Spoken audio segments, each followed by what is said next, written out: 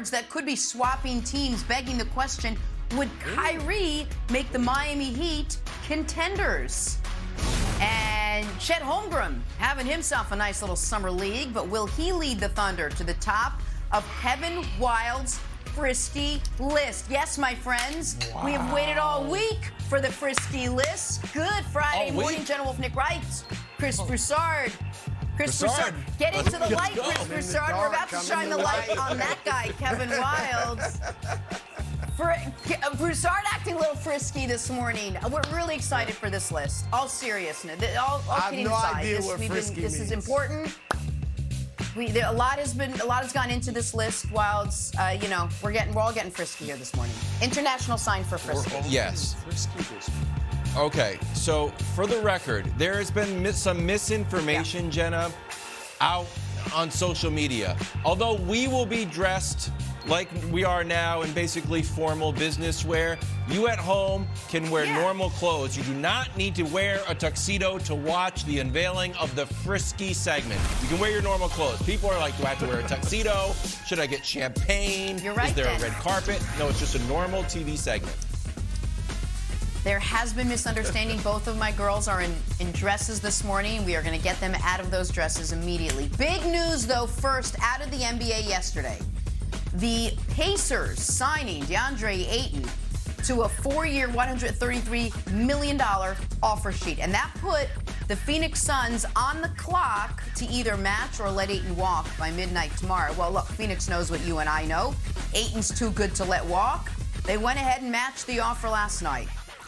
Here we go, Chris Broussard. Was this the right move by the Phoenix Suns? Absolutely, Jenna. And while some, and I have a hunch Nick Wright might be in this bunch, some will say you had to match just because you can't let an asset like him walk. He was the #1 pick a few years ago, and even if you're going to trade him down the line, you need to keep him. And that's true, but I actually like it from a basketball perspective. And look, I am not picking the Phoenix Suns to win the championship next year. They let me down. I went all in for them this season, and they blew it. They will not get my pick next year. However, they are a legitimate contender. And without DeAndre Ayton, I don't think they would have been. I think they would have been good. They would have made the playoffs, but they would not have had a chance, a prayer of contending for the Western Conference title without DeAndre Ayton. I get that he had some issues with Monty Williams. He's got to grow a bit and mature a bit. There's nothing insurmountable. They're going to have to massage his ego and smooth things over because I'm sure he's offended that they didn't just give him the deal in the first place. But they showed that they valued him, and I think all of that stuff can be rectified. Nick, he's 17 points, 10 rebounds a game. And he doesn't bog down your offense because you got to run a lot of plays for him. He's got a nice touch on his jumper. He should keep improving.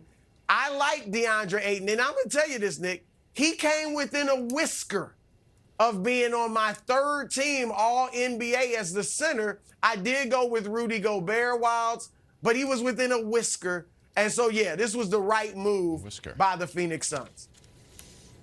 Okay. It may have been the right basketball move, but it sure was an odd move. And if I'm DeAndre Ayton, I'm less than thrilled this morning, even though I've got $133 million coming my way. And here's why, Nick. The way that you get things matters. Like, there's a reason when you're about to propose, you get dressed up, you got the ring, it's in a nice little box. You go down on one knee. It's like, wow. Even though it is a transaction of a ring, you don't just say, hey, want to get married, left the ring in my underwear drawer. Even though the transaction of the ring would be the same. For the hoops that DeAndre Ayton had to jump through to get this money, and the fact that the Suns didn't really want to give him this money just leaves a sour taste in my mouth. First of all, I'll play this clip from Chris Paul, which was from 2 playoffs ago. Take a listen. That man over there, DeAndre Ayton, he's going to get him a bag this summer. He's going to get him a bag, and he's showing everybody right now during the playoffs why. Yeah, I mean, kind of. We went a whole summer where he didn't get a bag, then played a whole season where he didn't get a bag. So it's like, all right, Chris, I appreciate the shout out on national TV, but I actually didn't get the bag. Then there's this tweet that I saw this morning. I didn't quite understand why Indiana made the offer. Then Phoenix said, okay. So did the Suns get pushed around by letting the Pacers offer sheet to DeAndre Ayton? Or was this the plan all along? Could have offered him max 5,179 or 4,138. Comes in at 4,133. Like, oh, so I guess I'm DeAndre Ayton. I'm like, well, yeah, thanks for matching the offer, but you actually saved yourself maybe $40 million. And finally, just the way that the season ended. In that closeout game, which was a disaster, obviously, for Phoenix, he only played 17 minutes. When Monty Williams was asked about it, he said, it's internal. There's reports that DeAndre Ayton didn't want to go in the game because it was out of hand. So it was just odd. And I know it's like, well, the deal got done. They had the best record. I get it.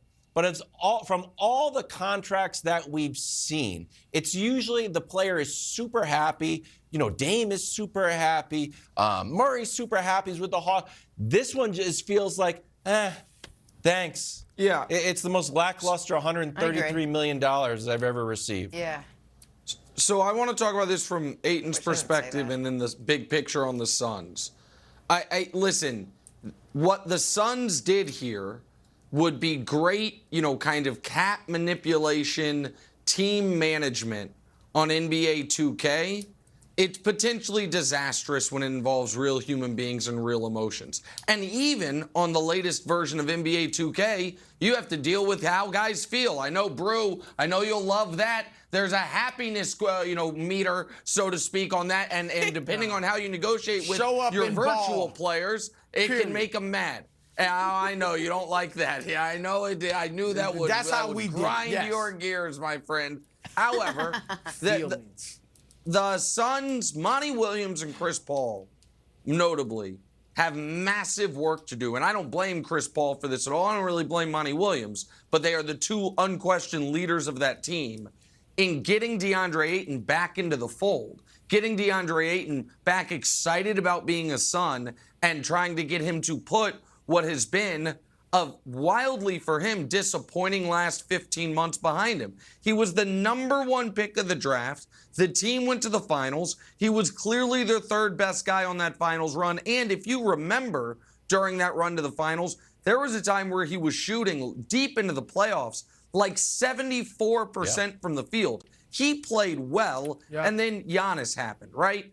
And then for him not to get paid then, for them to go through this whole rigmarole this offseason, and for his name to be included in all of the Kevin Durant rumors, I think it's going to be hard to get him back into the fold.